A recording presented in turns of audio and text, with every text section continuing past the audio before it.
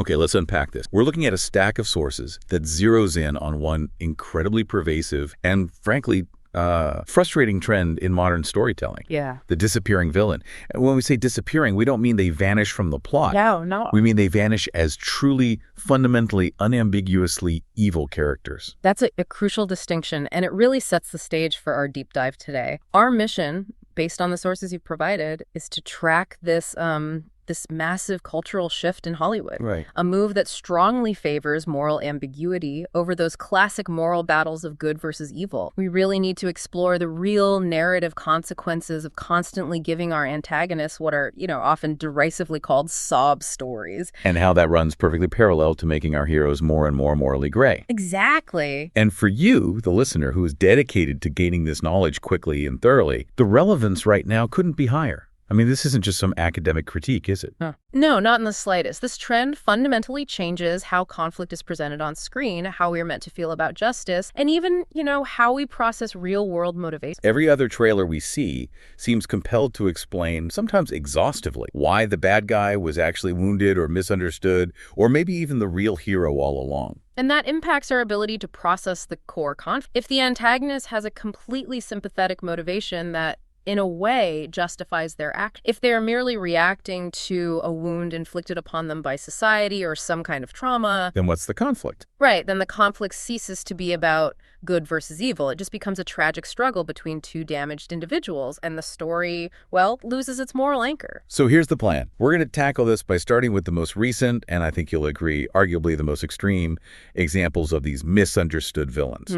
Then we'll pivot to the surprising phenomenon where audiences still crave and sometimes identify with characters who are pure evil. Which is a fascinating psychological wrinkle in all of this. It really is. And finally, we'll look at what makes for effective moral clarity, whether it's in a tight 2-hour movie or, a sprawling multi-season television epic. So let's jump right into the heart of the frustration identified in the source material. Let's do it. Hollywood's apparent absolute refusal to simply let a villain be bad. They have to be layered, they have to be wounded, or most recently, entirely reimagined. And the example of the stepsisters in this upcoming Steps project is, it's astonishing. It truly is a case study that, it borders on self-parody of the trend. The source material points to this newly announced Netflix project. It's slated for 2026. It's called Steps. Right. And it is a reimagined version of the Cinderella story, which, and this is critical, is in the public domain. So this isn't Netflix leveraging Disney's IP. No, this is them going to the source material. They are transforming the fundamental narrative structure. And that fundamental transformation is a seismic shift.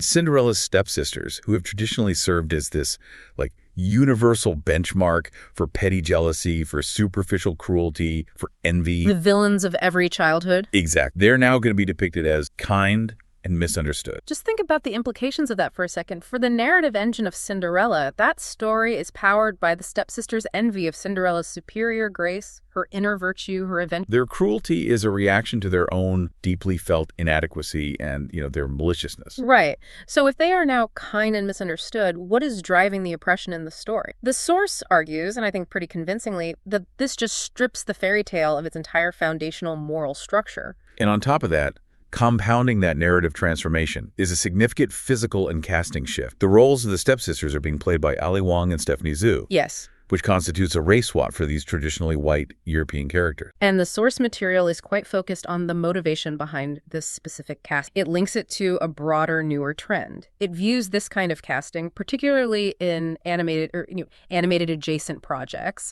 as reflecting a demand from voice actors and actresses that their animated counterparts have to physically match them exactly. Okay, I have to push back just a little here. To be fair, there have been legitimate critiques in the past about representation and harmful stereotypes. You think about the whole debate surrounding Apu from The Simpsons. Oh, absolutely. Is the source implying that this casting falls under that same umbrella, or is this a new, distinct issue they're pointing? The source argues it acknowledges that those past debates involve harmful stereotypes, problematic accents, genuine cultural offense, things that needed to be addressed. Right. However, the source argues that the step scenario is completely divorced from that kind of... It makes it purely about a push for aesthetic, one-to-one representation over any kind of narrative necessity. So the critique here is that it's driven by, and the source uses some very strong language here. What they call a narcissistic and self-obsessed desire for voice actors to feel represented by the character they play in an animated. That's the argument. It sounds like the source is framing this as a symptom of a larger cultural anxiety within Hollywood, where personal identity must always supersede the needs of the narrative. And just to be clear for everyone, we're reporting the viewpoint of the source material here, which clearly sees this trend as distracting and ultimately self-serving for the creators rather than beneficial for the story itself. That's correct. And the outcome, the source notes, is this kind of universal frustration from observers who just see another example of villains not being allowed to be villains or characters being changed so fundamental story just doesn't function. And this leads us directly into the second and perhaps more visually symbolic element of the redefinition of evil inherent in the step. The loss of the ugly villain. Yes, the systematic loss of the ugly villain. And this is a massive departure from cinematic history. I mean, the first look photo for Steps confirms that the stepsister is, and I'm quoting the source, not ugly, not fat and ugly. In traditional fairy tales, physical appearance was intrinsically linked to moral character. It was part of the storytelling. Let's delve into that historical context for a moment. If you think about the evil queen in Snow White, or even the original Disney stepsisters, they're not just cruel. They are often depicted with harsh, angular, or just unpleasant physical features. Why was that visual shorthand so effective? And why is it now considered so problematic? Well, it was a very simple, very effective piece of cinematic shorthand. The physical ugliness served a profound narrative purpose. It communicated that their ugliness on the inside is exuding from them superficially. So you're saying the audience entered into a kind of contract with the storyteller. Precisely. External visual cues indicated internal moral reality, the lack of internal goodness, their spite, their envy. It was all reflected by their outward appearance. And the source implies that this concept of using visual metaphor is entirely lost on. Okay, here's where it gets really interesting.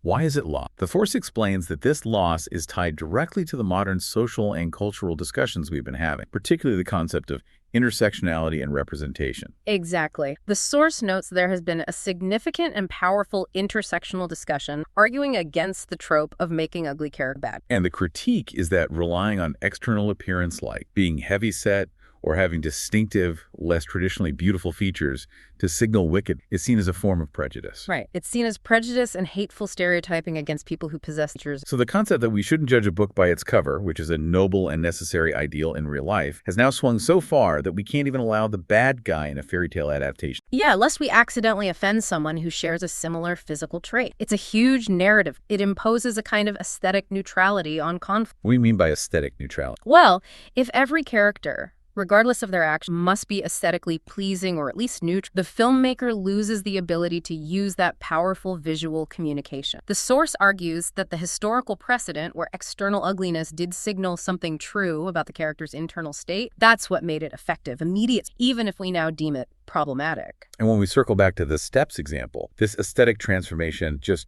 destroys the motivation. If the stepsisters are kind and they are beautiful, then why are they filled with envy? Why are they antagonists? You've hit the nail on the head. Their envy in the original tale was fueled by their own perceived lack of appeal, both inward and outward, compared to Cinderella. By making them kind and beautiful, you don't just deepen the character. You essentially make the entire story conceptually inert. You've replaced malicious jealousy with, perhaps some form of mild sibling rivalry or a misunderstanding, which just doesn't carry the same weight. If the villain's actions are always rooted in a misunderstanding, then the hero's victory is less about moral triumph and more about, a communication breakdown. And that, frankly, is a less satisfying story. Yeah. The audience craves a clear moral victory sometimes. They absolutely do. And the great irony of this industry-wide desire to constantly soften, explain, and aesthetically sanitize villain is that when audiences are presented with true, unambiguous evil, the kind that Hollywood is trying so hard to eliminate, they sometimes lean in. They lean in and identify with it anyway.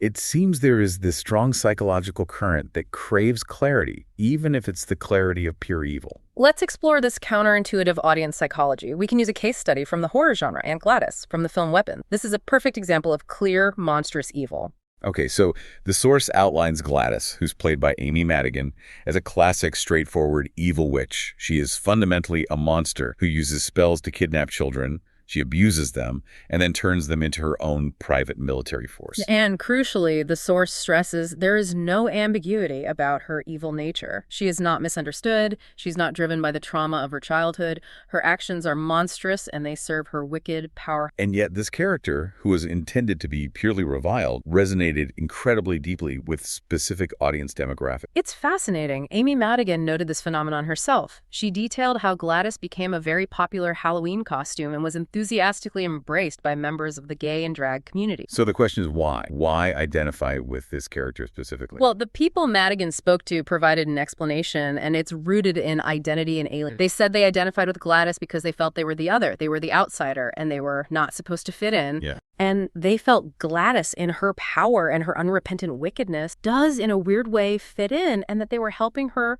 spread her magic around. That is a complex psychological moment. I mean, the source acknowledges that the desire to identify with the powerful outsider is understandable. Many people who feel marginalized or misunderstood might project onto a character who actively rejects societal norms. But the source asks the hard question. When that identity is linked to a character whose core action is kidnapping and abusing children, does this signal something deeply spiritually wrong in the viewing culture? It highlights a severe tension, right?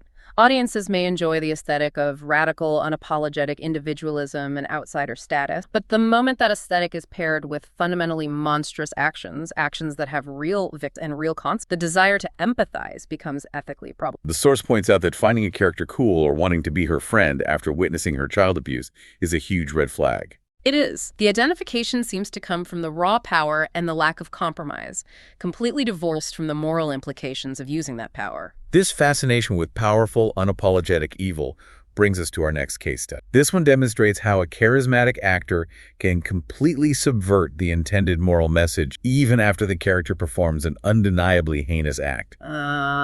Elias in the long-running TV show Person of... Elias is introduced early on as a formidable, ruthless mob boss. His goal is to systematically wipe out the established five families. The writers immediately set out to establish him as the ultimate And to establish him as truly beyond redemption, we have to recall that specific, visceral, foundational act from his early arc. The freezer truck. The freezer truck. Elias traps the main protagonist, John, in a refrigerated freezer truck, and he's not alone. He's in there with a helpless baby. He demands information, making it brutally, horrifyingly clear that if John doesn't comply, he will let that baby die. That scene is narrative ruthlessness in its purest form. It is designed by the showrunners to plant a flag and say, this character, he's willing to sacrifice absolute innocence for leverage. There is no moral part. And yet, what happened? The audience sympathy shift was both massive and immediate. The source notes that by the very next season, Elias is playing chess with one of the heroes. And the audience starts to develop this profound affection for him, saying things like, he's so charming, I love this guy. The audience essentially had to perform an elaborate set of mental gymnastics pretending the heinous act in the freezer truck didn't happen. Right. And while some might try to soften the memory by arguing Elias never intended to kill the baby, the threat itself was enough to establish his monster. But that initial narrative ruthlessness is just quickly overshadowed by the actor's charismatic and, critically, by the immediate introduction of the industry's favorite mechanism. The tragic backstory. The tragic backstory. This is where we hit the most crucial insight in the source. Right. The difference between an explanation and an excuse. Exactly. The showrunners immediately supplied the Asabi story, the sad, abusive backstory. We learned that Elias grew up abused in the foster care system. He was an illegitimate child whose mob father never claimed him, and his entire life's ambition was to burn down the five families because of what his father did to him. So his actions aren't just random acts of violence. They are deeply motivated by personal trauma and this twisted search for justice. But the source highlights the critical distinction that the audience, and frankly Hollywood, often fails to make. This tragic past is an explanation for his warped moral compass, but it is not, and it should not automatically be treated as an excuse for his actions. The explanation tells us why he has chosen this path. But it does not absolve him of threatening a baby's life or murdering dozens. The audience frustration, which our sources capture so well, stems from that automatic jump. Hollywood presents an explanation, and the audience is then culturally conditioned to supply the sympathy, effectively treating the explanation as an excuse that redeems the character. And if a villain should just be evil, as the source suggests, it means their motivation can be simple: greed, envy, or raw ambition, without a required childhood trauma diagnosis. The moment the audience feels compelled to find the sympathetic root, the moral clarity it evaporates. Even Gladys, the witch, Probably had some twisted, self-serving reason for wanting a private child military. Oh, I'm sure she did. But understanding that reason doesn't make her sympathetic, it just provides context for her wickedness. And this constant blurring of explanation and excuse is what fundamentally strips away the moral clarity audiences often crave in their conflict. This is a major insight for anyone trying to understand modern narrative structure. We can understand why a character is broken without having to accept that their brokenness justifies the breaking of others. And yet, Hollywood keeps demanding that we do both simultaneously. And the phenomenon isn't limited to villains getting saw. Our sources make a really strong argument that at the same time, our heroes are also being systematically stripped of their moral clarity. Right. They're becoming increasingly flawed and gray. And this dual process, softening the evil, weakening the good, creates a profound confusion right at the heart of The comparison drawn between the original Gladiator and the announced sequel, Gladiator 2, perfectly illustrates this fight to maintain a hero's integrity. Russell Crowe, the star of the original, publicly criticized the sequel. He did. He was worried it would lack the moral core that defined his character, Max. And Crowe's insight into the original film's production is fascinating. He details a literal battle over the character's integrity. He recounted that he was always committed to preserving Maximus's moral purity, stating there was a daily fight on that set to keep that moral core of the character intact. What were the specific battles? What details did they want to introduce that Crowe found so damaging to the character? The source material focuses on the push for sex. Crowe explicitly rejected suggestions for incorporating sex for Max. Really? Yeah, and his argument was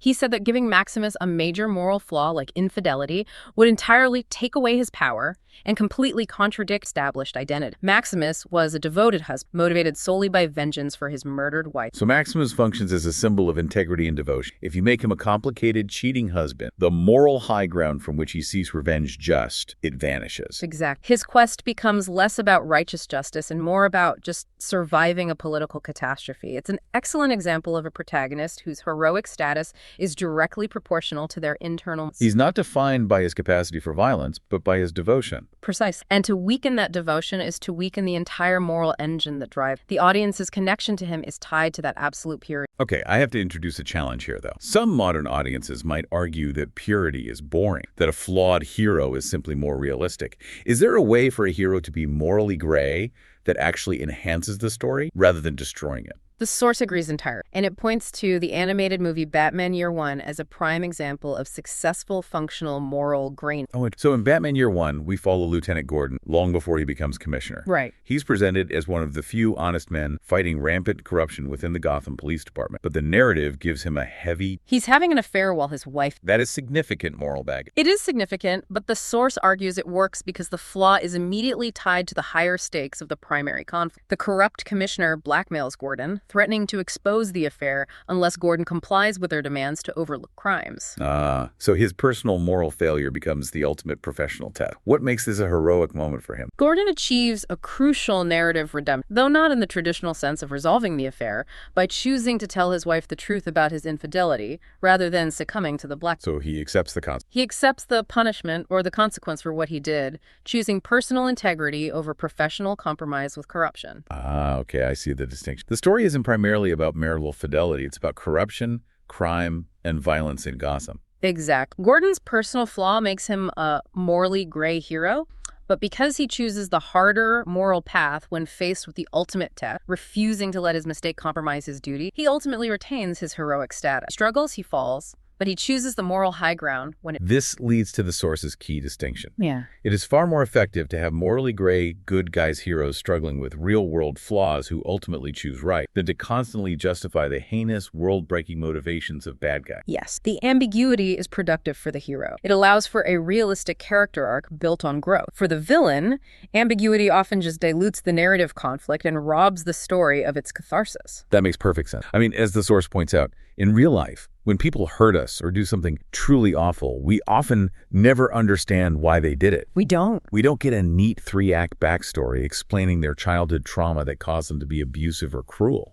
We simply deal with the consequence of their choice. If we are never going to fully understand someone else's interior life and reality, why should fiction feel compelled to spoon-feed us the complete psychological profile of every fictional wrongdoer? The narrative force of having a character who chooses evil simply because it serves them without demanding our sympathy, is often stronger and, you could argue, more reflective of our actual experience in conflict. The story is just better when the antagonist is a clear, self-serving force of opposition. It often is. Okay, so we've established the pattern. Villains are too soft, heroes are too often compromised, and there is a general industry allergy to moral absolute. So what's the consensus from the sources? Why is Hollywood behaving this way? What's the motive behind the shift? Well, the source material offers two major, and I have to say rather damning theories regarding the industry's motivation, and both theories hinge on a perceived profound lack of respect for the audience. Okay, lay them on me. The first theory. The first theory is functional. It's that Hollywood simply does not believe the audience is capable of speculating on their own. They feel an overwhelming, almost condescending need to spoon-feed every explanation and motivation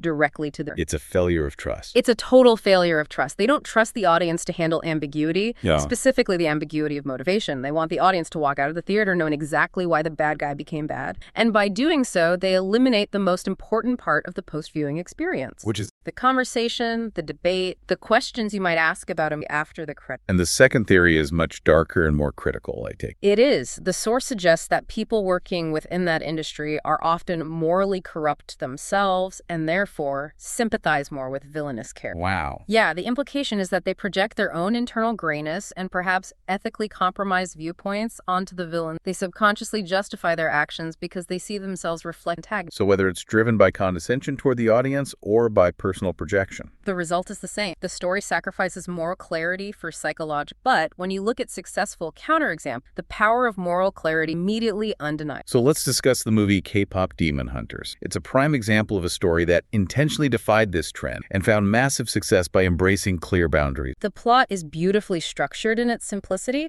It just embraces that moral clarity. The villains are a boy band of demons who use their music and their charismatic image to hypnotize the public and push a demonic agenda. Simple enough. And the protagonists, the forces of good, are a girl band who are also demon. The clarity is built right into the premise. It's literal personified evil versus literal righteous defenders. There's no discussion about the demons having an abusive manager or a traumatic childhood that led them to evil. Nope, they are evil because they are demons. End of story. And the audience response, highlighted by the source, was emphatic. It was. One specific post observed that Hollywood often seems to be struggling to connect with the youth, yet K-pop Demon Hunters made connecting with them look effortless. And this success wasn't just attributed to the aesthetic or the animation style. No, not at all. The key, according to the source, was that the film provided a moral story that had moral clarity, which the commenter notes is so rare to find in Western media these days. The simplicity of the moral stakes resonated powerfully. It proved that clear boundaries and unambiguous conflict are still highly valued by audience, especially those looking for clean, satisfying storytelling. This brings us to a crucial structural distinction, the difference between media platforms. The source suggests that television is a better medium suited for morally gray bad guys. And that functionally makes perfect sense. Because a long-running show gives you more time to work with it. Exactly. In television, a character can be introduced as purely evil, a monster,